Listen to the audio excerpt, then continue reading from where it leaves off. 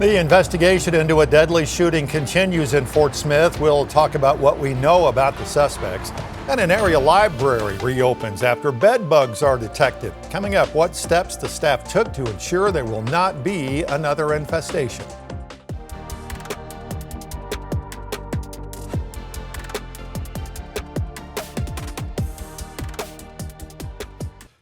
And welcome to Weekend Wrap. I'm Darren Bobb. A 16-year-old boy from Fort Smith died on Tuesday after he was shot on the city's north side. Shooting happened Tuesday evening in the 5300 block of Elm Street. 19-year-old suspect Jasmine Johnston is wanted on first-degree murder and aggravated robbery charges and remains at large. Police say she is considered armed and dangerous. A second suspect was identified and arrested by police on Thursday. Fort Smith police say Donnie Warner was arrested in Leflore County and is waiting to be brought back to Arkansas. He has been charged with first-degree murder and aggravated robbery. If you have any information on Johnston's whereabouts, please call Fort Smith Police or Crime Stoppers at 78-CRIME. Arcoma Police Chief Michael Ivey spoke for the first time on Wednesday since being placed on paid administrative leave more than 2 weeks ago. Ivey and Assistant Police Chief Mallory Speaks were placed on paid leave for undisclosed reasons. Town board members say they have received grievances involving the two. The board also this week voted to give the mayor temporary authority over employment decisions involving both positions. Ivey didn't tell us what the grievances were, but says he disputes those claims. I just want to slow this down a little bit, hoping that cooler minds will prevail. We can have a rational discussion about this and sit down and talk it out and see what's going on. This week, a former Fort Smith public school custodian was arrested and charged with raping a minor. Jackie Freeman no longer works at Kimmons Middle School. Documents from the March school board meeting show Freeman resigned from the school for personal reasons. Police documents say Freeman's DNA matched to a sample taken from the alleged victim as part of a sexual assault kit. He is still being held on a $250,000 bond. A 12-year-old girl died on 4th of July after drowning in a swimming pool. Oklahoma Highway Patrol says it happened in the Holly Creek area in McCurtain County near Broken Bow at a private swimming pool. Troopers say the girl said she was going to go swimming, and 10 minutes later, someone went to check on her, found her at the bottom of the pool. She was taken to McCurtain County Memorial Hospital, where she was pronounced dead. Meanwhile, the Oklahoma Highway Patrol is investigating a deadly four-wheeler crash in Sallisaw. The incident happened on Monday. Troopers later shared that the 12-year-old driving the four-wheeler died. Troopers say it happened on a county road a few miles east of Sallisaw. Police say the four-wheeler was hit by an SUV. One other person in the SUV was also hurt. Springdale Public Library is back open after a temporary closure caused by bed bugs. 5 News reporter Jada Daniels spoke with director about the treatment process and how they are moving forward. During one of its busiest times of the year, the Springdale Public Library had to close its doors for 2 days after bed bugs were discovered inside the building. But officials tell me it has been deep cleaned, treated, and now they're ready to welcome readers back inside its doors. A routine inspection found bed bugs in several upholstered chairs, but Director Ann Gresham says pest management crews were able to investigate the problem. She tells me no evidence of bed bug activity was found in the children's area, event spaces, or on library shelves. And while affected chairs have been treated, they'll remain in quarantine for 10 days. Closing our building for 2 days during our busiest season was a heavy decision to make. We know people rely on our services. We know families are here during the summer to continue their children's literacy journey and enjoy free family activities all summer long. To help prevent future issues, the library will be undergoing weekly inspections with the pest management company. And Gresham tells me she wants the community to feel confident returning to the library this summer. In Springdale, covering news where you live, Jada Daniels, 5 News. The Huntsville Fire Chief shared new details after a large house fire destroyed a family's home over the 4th of July weekend. It broke out just before midnight last Friday on West Street. By the time firefighters got there, more than half of the home was already on fire. Crews faced several challenges in that response. 5 News reporter Emily Moss has more. Days after a large house fire here in Huntsville, the extensive damage is still visible even hundreds of feet away. Now, several crews were on scene here until well after 6 o'clock in the morning the next day. But Chief Kevin Shin says it's not the challenges of battling this fire that he's still thinking of, it's the kindness from this family. Just before midnight on Friday, a fire destroyed this home one Madison County family had spent decades building. By the time firefighters arrived, Fire Chief Kevin Shin says getting enough water to the home quickly became one of their biggest challenges. I think our closest fire hydrant was over 1,400 feet, which is an enormous way to, if we were going to try to do a lay-in, it just wasn't possible. We brought in 5 or 6 of the other fire departments in the county to support us. We were totally dependent upon the tanker support that we got to try to deal with that fire. And water wasn't the only obstacle. Shin says the home's construction created challenges of its own. It was an older home that had been added on to multiple times over the years. There were different roof pitches, one on top of the other, so that when our firefighters were trying to reach those areas, they were not able to get a stream on the fire because some of the roofs overlapped each other. It just made it very difficult to actually access it. No one was hurt in the fire, though 2 family dogs were killed. Despite losing their home and beloved pets, Shin says the family was still looking out for the firefighters as they worked to save what they could.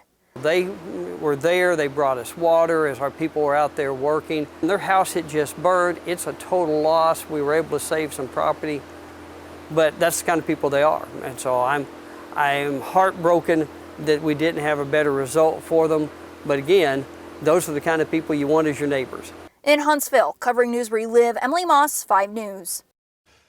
Funding for summer electricity bill assistance is now available for low-income families in this region. We talked to the Washington County agency in charge of that program. They don't just help Washington County, they also serve people in Franklin, Johnson, Logan, and Scott counties. You can apply for the program in many ways, including email, online, or scheduling an appointment in person. Funding is offered in 2 ways, either on a recurring basis based on income or during crisis situations. Go up to $600 on that. Now, if they come in with a $300 electric bill, we can cover that $300 electric bill, and that's all we're going to do, because it goes from $1 to $600. To apply, you need an ID, a Social Security card, income statements, and your electricity bill. You can find the agency's website on our website at 5newsonline.com. Mayor Molly Rahn announcing today Fayetteville is changing its paternal leave policies. City employees will now be eligible for 6 weeks of paid leave. Federal and state law only requires employers to give unpaid paternal leave for 12 weeks. But the mayor said she has wanted paid leave policies in the city since the start of her term. This applies to employees, this applies to those in domestic partnerships, after the birth of a child, after the adoption of a child, or after the placement of a child through the foster care system. So the goal was to be as inclusive as possible, to be supportive of the people that do the work of the city and that make it possible for us to do all that we do, to really show up for them and support them at what is a critical time. The policy starts immediately. Employees who have worked 1 year with the city are eligible for the new benefit. Employees who have worked less than a year will get a prorated amount of leave. It wasn't the ending the country wanted, but it was a great ride for the U.S. men's national soccer team. Team made it to the final 16. It was eliminated last week by Belgium, losing 4-1. And despite the end result, World Cup fever has been in full effect across the nation, and watch parties in Springdale, hundreds gathered to cheer on the red, white, and blue, and 5 News reporter Lauren Spencer went to the watch party to see the American pride. Go USA! Whether you're a loyal soccer fan, following the USA since the 90s, or you're new to the pitch. I'm not a huge soccer fan, but I am a big USA fan. Fans filled Luther George Park Monday night, hoping to watch the U.S. men's national team punch its ticket to the quarterfinals. This has been the best team that I've seen from U.S. since I've been a fan. Many were excited to see striker Flo Balogun return to the lineup after his suspension was overturned. I literally lost it when I saw the news. I thought it was fake. There were highs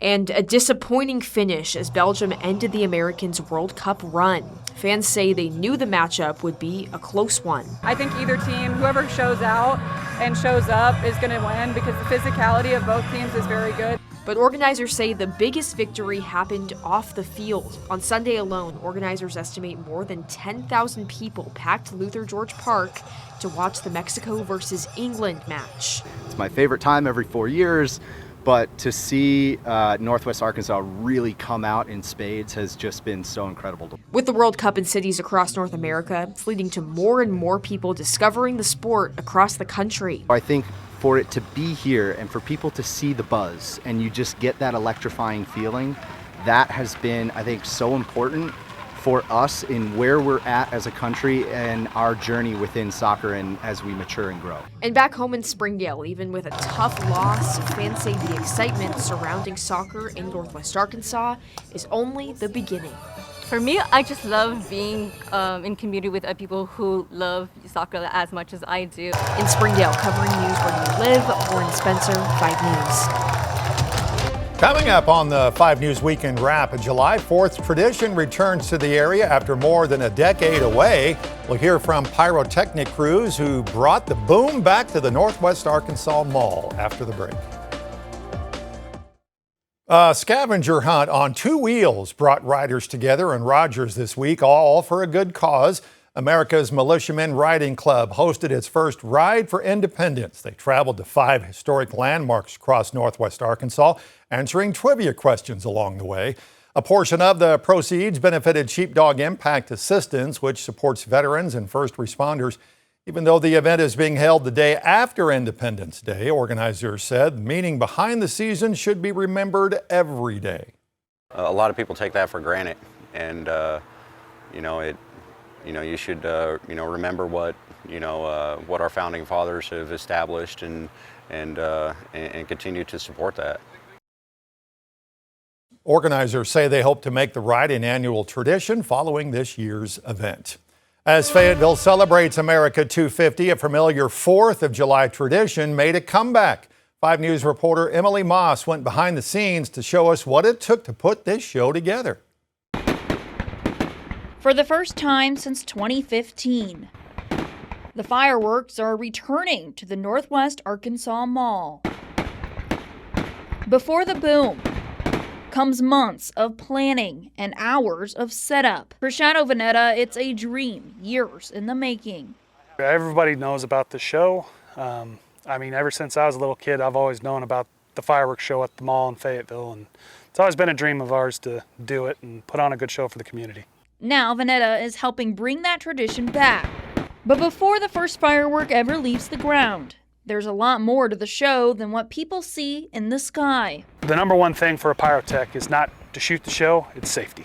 We go through and check everything, make sure everything shows up, so that way all the product shoots and there's nothing left over. As communities across the country celebrate America's 250th anniversary, Vanetta hopes the show creates the same kind of memories he made growing up. We just want to show everybody that this is the greatest country in the world, and we want to make everybody happy and let families and make new memories, and we just want to be a part of that. In Fayetteville, covering news where you live, Emily Moss, 5 News. Well, check out this 8x10 American flag mural now on display in Springdale. It was put together in honor of America's 250th celebration. Mural made up of photos submitted by Springdale residents that help tell the story of the fabric of the community. It's located at 113 East Emma along Razorback Greenway. You're invited to stop by, take photos, and see if you maybe recognize someone there. Weather did bump up the start times for a few of last Saturday's fireworks shows, but that didn't stop the crowds from coming out, especially to downtown Fort Smith.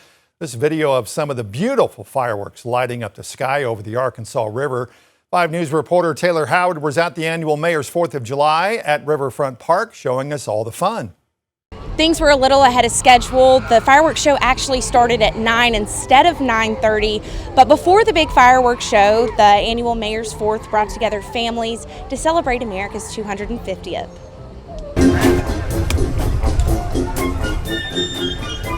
250 years after America's founding, Fort Smith celebrated the country's birthday with their longtime annual tradition. Today, I asked kids what they love most about the 4th of July.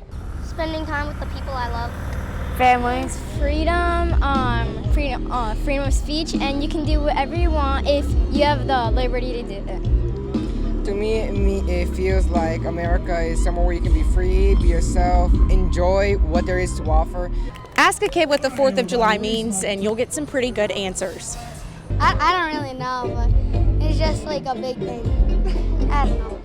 Maybe not everyone had the history lesson down, but for Mayor George McGill, this year's celebration carried extra meaning. After 8 years in office, this was his final mayor's 4th as the mayor of Fort Smith. To be able to say my farewells on a day like today, when we celebrate the 250th year of our nation, it means a lot. It tells me, particularly from where I come from, it tells me about our nation and the opportunities it affords all of us. And while everyone celebrated 250 years of our country, McGill says he's reflecting on the people who helped make Fort Smith what it is today. I'll miss the people, engaging people every day, talking about our city, talking about the things that make us great, talking about the things we need to work on. Even with things a little ahead of schedule, hundreds here in Fort Smith had their eyes glued to the sky and feeling grateful for where they live. In Fort Smith, covering news where you live, Taylor Howard, 5 News. An Arkansas man has designed an app he says can help connect people with their local representatives and stay informed on government activity. The Handy Dandy Voter app launched globally on July 4th and allows users to track legislation and government actions as well as learn about candidates running for office. Founder Paul Cummings says he wants to increase civic engagement. If it helps connect the citizens to their government, not just their representatives, but to their government, and allows the citizens to have a voice of how their life will be ran, it was worth it. Cummings says he has worked on developing the app for the past year and a half. You can check it out at handymanvoter.com. Bentonville city leaders and community members celebrating a new chapter for a park that's been a part of downtown for many years. 5 News reporter Jada Daniels shows us the new pavilion at Dave Peel Park and explains how the space is designed to bring people together for generations. From live music and picnics to families spread out across the line, Sunday's grand opening brought the community together in the heart of downtown Bentonville.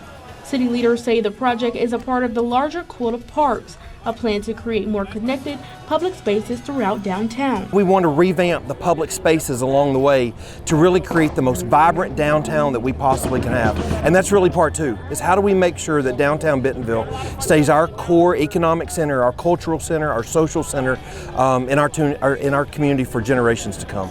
While the pavilion may be new, the land it sits on has a long history. It goes back to 1976 when a group of citizens rallied to save this piece of property that we're standing on right now from being sold to the United States Postal Service. A group of citizens rallied together. They raised $36,000 at the time because they wanted this piece of property to remain a park for perpetuity. Nearly 50 years later, that vision is still bringing people together. For community member Karen DeVino, the park represents a place where people from across Northwest Arkansas can connect. Such a blessing to our whole community because, just as you say, some people are from Bella Vista, some people are from Bentonville, some people from Centerton. We all can find common ground here and enjoy the things that the city provides. And this is such a beautiful space for people that come visit. And in a world where more interactions happen through a screen, DeVino says spaces like this are more important than ever. Especially younger generations. You know, they're losing that hands-on, look at someone in the eye and talk to them and really communicate with them. You want to see the reaction of someone when you say something. You just don't want to see words on your telephone. And I think people are losing that physical touch. City leaders say the pavilion is just one part of the overall redevelopment plan, and the reopening of the park's play space will take place in 2027. In Bentonville, covering news where you live, Jada Daniels, 5 News. We'll be right back with 3 things you need to know for next week and the Vault clip of the week.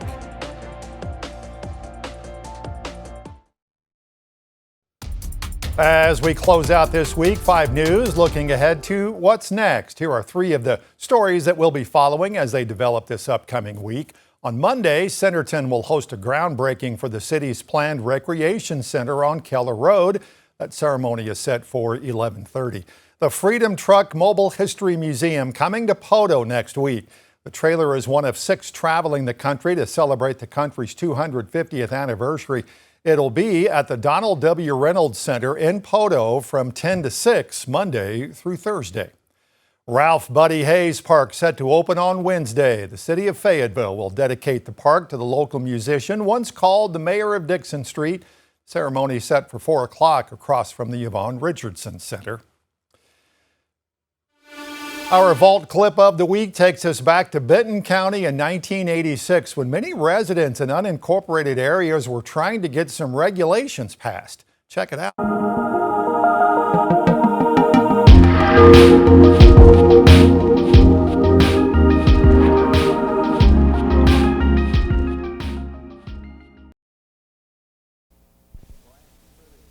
Residents in Bella Vista, Rocky Branch, Prairie Creek, and other unincorporated areas in Benton County say they're tired of seeing hunters roaming their streets in search of game. It happens all too often, they say, and they want it stopped. There are thousands of homes in these heavily wooded areas, and a shot that misses its intended target could easily find its way through someone's window. There is also a concern for the wildlife that is allegedly being poached. Bella Vista is typically regarded as a quiet, secluded retirement community. Many folks here have adopted the native wildlife as backyard pets. If there's one thing that seems out of place in such an ideal setting, it's gunfire. You have them in here all the time, and the laws as it stands right now, there isn't very much you can do about it. Jim Wright hopes to change that. He and his neighbors have collected nearly 2,000 signatures calling for an anti-shooting ordinance in these areas. Wright isn't opposed to hunting. He's an avid hunter himself, but he is opposed to hunting in residential neighborhoods and fearful of what that may lead to. I'm not so much afraid of the hunters accidentally shooting somebody as I am some of these property owners getting angry with them, and first thing you know, they're going to be shooting each other. And that will happen. The petitions will be given to the county's Government Operations Committee next week with the hope that the committee can draft an ordinance for the full quorum court to consider sometime in the next several weeks. In Bella Vista, Mike Thomas for the News People. And thanks for joining us for another Weekend Wrap. We hope to see you again right here next week.